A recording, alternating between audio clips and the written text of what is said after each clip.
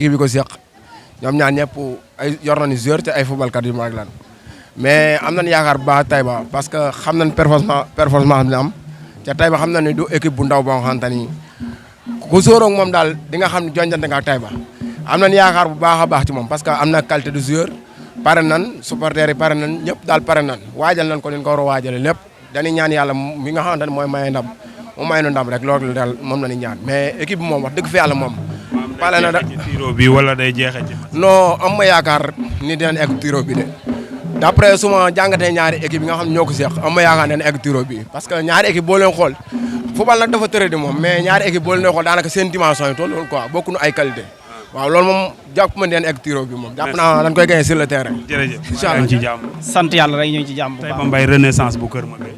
waaw liñ ci am yaakaar rek mooy ñaan yàlla mu may ci ndam loo xam ni lu set wicc la ci 2 yu teel a reer wala 3 wala 1 rek waaw loolu daal moom lañ ciy ñaan. merci di ñaanal équipe bi ñu am ndam lu rëy. jërëjëf Taïba Mbaye Kër Magueye ñoo gisee.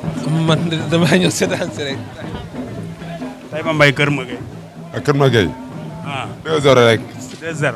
waaw kese jeex na. match Taïba Mbaye Kër Magueye noo gisee match bi. Kër Magueye rek renaissance seul. waaw 3-0. kon jàpp nga ni match bi du àgg tiro bi. du fa yegg mukk. du fa yegg. 3-0 Kër Magueye pour Kër Magueye. kese maa ngi lay nuyu. maa ngi lay fay bu baax. waa yaa ngi ci jàmm. maa ngi sant bu baax. mu ngeen dundee nawetaan. waa nawetaane moom niñ ko dundee tubaarkàlla macha allah neex na parce que masque bu jot nit ñi dinañ bari macha allah jaaykat yi gis ci seen bopp ñu dund ko dund bu rafet macha allah. boo doon dolli équipe yi tey loo leen di dolli. xanaa ñu gën a góorgóorlu rek ba bañ a yàq marché yi fas yéene koo aagale ba nawetaan yi jeex tàkk ca problème du am ndax nawetaan day suqali réew waaw. gañe nga ñibbi. ku nu gañee nga ñibbi ki gañee jël victoire am ñibbi waaw. yéen a ngi gis seen bopp ci nawetaan yi. waa instant yi moom ñu ngi gis suñu bopp bu baax a baax bu heure bu ñu jaayee macha allah bu jeexul it li ci des du bari moo tax chaque match ñu ñoo toog gérer ko ba mu jeex. jërëjëf. ok. waa yaa ngi ci jàmm. maa ngi si jàmm bu baax. nu ngeen dundee nawetaan yi. nawetaani moom neex rek. waaw. yow foo jógee. man Sine Ndiaye. Male. waaw. Male fan yi mi ngi def buzz. waaw ñaan yàlla rek ñu jël fi dem final. waaw. waaw. di am tey Taïba Mbaye ak Kër Magueye loo ci mën a wax. ah match bi neex xam naa dina neex moom ñun moom ñu ngi si Taïba Mbaye moom. waaw. macha allah. waaw macha allah jërëjëf. maa ngi lay nuyu. maa ngi lay fay. match Kër Magueye Taïba Mbaye. match Kër Magueye Taïba Mbaye de match bu nar a neex la incha allah parce que zone bi yëpp ñoo ngi ko doon xaar parce que yàgg na mais yaakaar naa tey jii dina leer incha allah diggante Taïba Mbaye ak Kër Magueye match bu nar a neex la parce que demi-finale la te Taïba tamit yaakaar naa tey jii am na lu koy xaar parce que dafa bokkoon ci compétition yu bari mais yaakaar naa perte na ko ba tey jii mu defee demi-finale contre Kër Magueye yaakaar naa tey victoire rek moo ko arrangé leneen lu mu am rek yaakaar naa dina ko jural leneen parce que Taïba équipe bu mag la bu génnee ay compétition yu bari tey jii ba defee benn demi-finale yaakaar naa tey jii lépp lu mu am rek war na ko sama def pour gagner ndam li ñu bëgg Taïba Mbaye. mais match bi jàpp nga ndax ci terrain bi lay jeexee wala day dem. waaw am naa si yaakaar nag am naa si yaakaar parce que Taïba Mbaye yor na attaque boo xamante war naa mën a jeexal match bi sur le terrain. pas ñu dem tiro bi. mais ñu gis Sine Ndiaye saa bu ñu demee tiro bi dañuy am confiance loolu pour lan la. waaw parce que Sine Ndiaye année bi passé compétition bi lépp li ko xañ lépp tiro bi moo ko xañ yaakaar naa ren gi coach yi dañ see gën a travailler ak joueurs yi gën see liggéey ba instant bi am na si confiance ba yaakaar naa ni même équipe boo xamante ne pare na pour yóbbu ñu tiro bi ñun bu jegee yaakaar na suñu arrangement la parce que instant bi am jàpp nañu confiance ba pare bépp équipe boo xamante ne yaakaar nga ni boo demee tiro bi war nga mën a jeexal match bi mën fa yeggee incha allah di nga ko perdre bu soobee yàlla. merci. waaw jërëjëf. ça va maa ngi si jàmm wi. match Taïba Mbaye Kër Magueye. match ba neex lay doon de waaw match moom ambiance sax waaw mais Taïba lañ bëgg mu gañe moom waaw Taïba lañ faral. mais Sine Ndiaye comme war a am ni. Sine Taïba sañ ci Ndoomoor après du génne rek ñu xam ne Sine war a am ñu am ko. daa def réserve. dégg naa def na saisine de waaw. waaw mais après lu kii rek mooy loolu. match bi ndax day dem tiro bi wala ci. fii nii non bi mën na jeexal ci biir terrain bi parce que Taïba am na équipe bu baax am na équipe boo xam ne mën na dugal de pour man waaw. merci ok merci. jàmm rek. jàmm ak salaam. match Taïba Mbaye Kër Magueye noo dee ni lay demee. jàmm ak salaam rek. waaw. waaw. ma sañoon moom sama équipe rek. Kër Magueye. waaw. sëñ Fallou maa lay nuyu. ñu ngi lay ziar bu baax directeur di kontaan yow bu baax. mbaa yaa ngi ci jàmm. waaw ñu ngi si jàmm ñu ngi sant yàlla bu baax a baax. waaw ñu doon gis sëñ Fallou ci match yi mu doon ñëw bu baax mais fan yi daa mel ni da ngaa xaw a teggi sa tànk. non dama génnoon nag dama nekkoon Dakar seulement mais xam nga man sportif la boobu le sport moom fu mu wootee damay ñëw mais comme j'étais en voyage moo taxoon ma xawoon a raar tuuti quoi loolu moo ma tax a raar quoi. aha mais tey ñu gis match demi-finale bu neex dox ci diggante ASC Taïba Mbaye ak ASC Kër Magueye mais match bi ba mu déroulé ba léegi ñu gis ni Taïba Mbaye ñoo moomee match bi tey bu dugalan 3 dañ naan jaadu na mais ba tey bal dugagul loolu sëñ Fallou jàngat boobu ban jàngat nga ci def. waaw jàngat bi ma ci def du sori sax comme ASC Taïba Mbaye sama ASC la du ma bëgg a critiquer mais li des mooy équipe di football mëne moome bal bi à possession à 60 wala 70% sa mënul am occasion pour mën a dugal bi vraiment c'est déplorable loolu nag li koy waral en fait mooy frustration ak bëgg a marquer au plus vite mais lu ñu sañoon ak match bi ni mu déroulé nii ñu mënoon teel a dugal teel a classé match bi moo doon li leen gënoon arrangé. moo doonoon li ñu arrangé te lu possible la. damay gis ni équipe boo ko mënee dooree ko mën na am occasion bu ndaw rek def la ko nga topp ci daw dootoo ko ñu. certainement parce que ni nga moomee premier mi-temps bi au retour des vestiaires kële mun na ñëw moom it changer stratégie de jeu ba mun la mëne donc soo amee occasion li la war mooy nga dugal ko parce que les occasions ça se rate pas surtout des matchs à éliminatoire direct lu mel ne ay demi-finale soo amee occasion da nga war a dugal pour creuser l'écart pour essayer adversaire bi nga ne ko maa la man te maa la koy wan vraiment Taïba Mbaye devrait marquer au moins 2 buts à la première mi-temps au moins 2 buts. mais gis nañu daal booy seen occasion yi ni raté bari na loolu daal bëggoon na ban jàngat nga ci mën a def ndax vraiment am na occasion yoo xamante ni comme ni nga ko waxee kenn waru ko raté dama xamul nag ndax dañ ko entraîné wul wala dañu manqué buteur wala lan. certainement bu ñu xoolee li si biir a biir dañu manqué buteur parce que y avait un certain Talla Gueye bu fi nekkoon kooku c'était un renard de surface bu amaawaan 3 occasions benn bi da ko doon def si biir Ahmed son rôle principal c'était pas un attaquant fixe il devait contourner surtout sur l'axe mais bu nekkee attaquant de pointe bu fixé il joue dos au mur dos bi mooy moom day wan gannaaw camp yi pour mën a football donc boo amee attaquant boo xamante attaquant de pointe bi di face dos bi day jafe pour mu dugal c'est ça l'handicap de l'équipe un attaquant de pointe un renard de surface moo manqué l'équipe de Taïba Mbaye mais de la défense au milieu en passant par les ailes tout va bien mais ce qui reste c'est un attaquant de pointe un renard de surface koo xamante ni su taxawee ci surface day dugal loolu rek moo manqué quoi. kon loo leen di wax Fallou. li ma leen wax mooy di leen encourager rek di leen féliciter di nekk seen ginnaaw di leen bañ a wax teg leen seen tànk rek bañ a teggi xëy na deuxième mi-temps bi l'entraîneur dina changer plan de jeu ba bu ñu ñëwee les rares occasions yi ñu amoon fii ñu mën ko dugal quoi vraiment c'est déplorable. Al Azhar TV. Al Azhar TV vraiment c'est la scène de l'innovation on est très content man bi ma nekkee Dakar bu ma bëggee seetaan affaire yi je suis obligé de passer par Al Azhar TV donc Al Azhar TV daal li ñu koy ñaanal mooy mu dem ba nekk groupe boo xamante ni multimédia lay doon groupe boo xamante ni day fës ci àdduna daal. jërëjëf vraiment waaw merci Fallou. ok kooku mooy Fallou Diop. Bonsoir, ñu ngi lay nuyu. Alors la qualification maintenant c'est déjà dans la poste la finale. C'est nous les finalistes ici, hein? C'est nous les guerriers.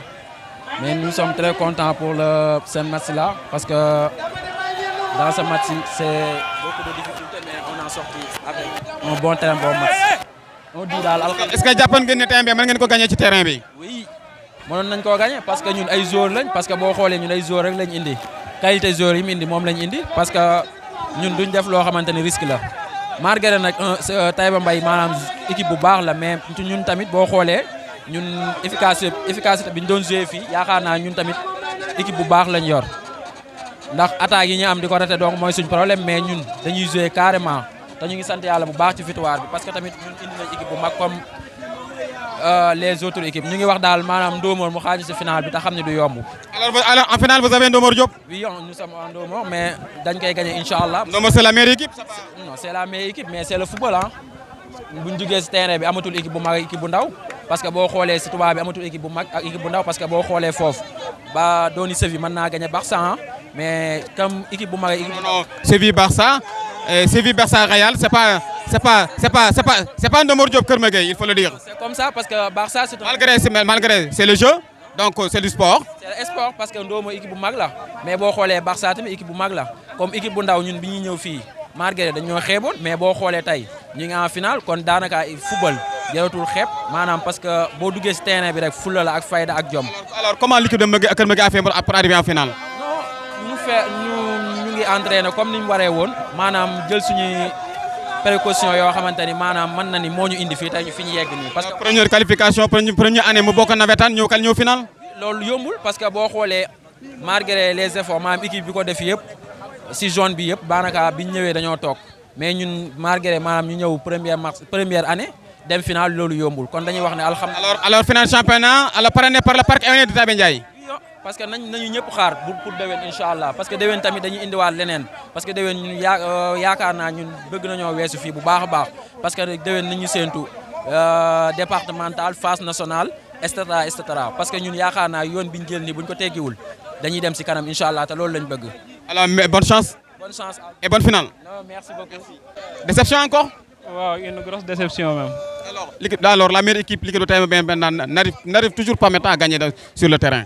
Effectivement, une déception immense parce qu'on n'y s'attendait pas. On avait déployé tous les moyens nécessaires pour remporter les coupes, pour ne pas dire la coupe, une seule coupe, mais pour en tout cas satisfaire les attentes des populations de Taïba Mbaye. Alors, vu la physionomie du match, Taïba Mbaye domine sur tous les comportements du jeu, mais ne marque pas. Wow, c'est ça également donc notre regret. Vraiment, on a produit un bon jeu. On a également suffisamment d'occasions, mais malheureusement, aucune des occasions n'a été concrétisée. Ce qui est donc une perte immense pour nous, mais également donc gâchis énorme. Alors, troisième élimination en série de tir au but. Wow, je peux dire que c'est une malédiction. C'est une malédiction. Les génies du sport ne sont pas avec Taïba Mbaye cette année. Wow, c'est ça également.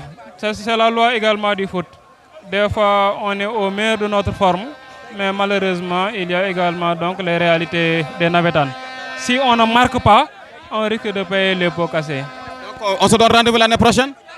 Voilà, présenter également donc mes plates excuses à toute la zone, parce que Taïba Mbaye était largement attendu. Présenter également mes excuses sincères à la population de Taïba Mbaye, mais également à tous les supporters et sympathisants de Taïba Mbaye. Remercier également donc tous ceux qui ont pu appuyer l'ASC de Taïba Mbaye et surtout donc les joueurs. Ils n'ont pas démérité vraiment parce qu'ils n'ont pas montré de signes de faiblesse durant les entraînements. Il y avait donc la force physique, il y avait la force mentale, mais malheureusement encore une fois on est éliminé en demi-finale. Il y a une malédiction? Wow, malédiction, je peux dire en tout cas nous rendons grâce à Dieu. Parce que c'est lui qui donne la victoire, c'est lui également qui nous a empêché de remporter également des coupes, mais également de gagner cette rencontre. Mais on peut dire que donc on n'est pas censé en séance de tir au but. À l'entraînement, l'équipe n'a pas eu à entraîner maintenant pour tirer des pénaltys. Si, et pourtant si. On a suffisamment tiré de pénaltys, mais si vous voyez donc notre dernière rencontre, on a tiré de bons ballons, mais malheureusement cette fois-ci, on est encore éliminé, ce qui est également une déception immense. C'est très difficile, coach. Très difficile même, parce que Taïba Mbaye ne mérite pas ça. Cette année, on avait l'objectif clair de remporter des coupes, pour ne pas dire même une coupe, mais des coupes. Parce que ça fait longtemps que Taïba Mbaye attend maintenant ce bisou, mais malheureusement, encore une fois, on est éliminé pour l'instant. Vraiment, nous présentons toujours nos excuses. Et du courage également à toute l'équipe. C'est amer maintenant, et nous demandons excuse maintenant à tous les supporters et les sympathisants de l'équipe de Taïba Mbaye. Wow, amertume inestimable même. Vraiment, c'est difficile, mais il faut accepter quand même. Qu'est-ce qui vous manque? Ce qui nous manque, c'est l'efficacité. On a produit un bon jeu, comme je l'ai dit tout à l'heure.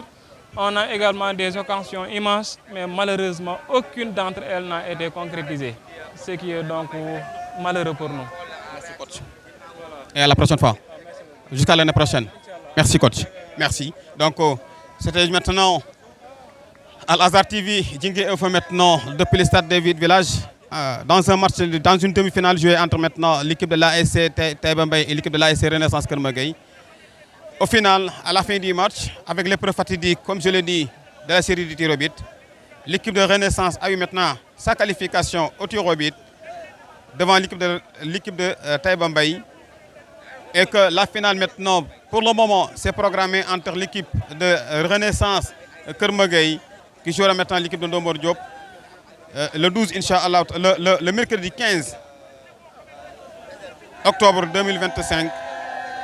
Et sur cette maintenant David Village, sur le parrainage du parc éolien de Taïba Ndiaye, avec maintenant son directeur, Mamadou Moustapha Thiam, avec maintenant ceux qui travaillent autour de lui, notamment maintenant à Rama Ndiaye, notamment maintenant à Abi Touré, à Serigne Konaté, et maintenant à Amadou Sow, à Ousmane Djidjou, à Mamadou Ndiaye et à Madame Fall Djembo Wade, et à Khalidou Sagno, et tout le personnel maintenant du parc éolien maintenant prépare maintenant cette finale qui se jouera du mercredi et du jeudi et du dimanche entre maintenant la zone 1 et la zone 2.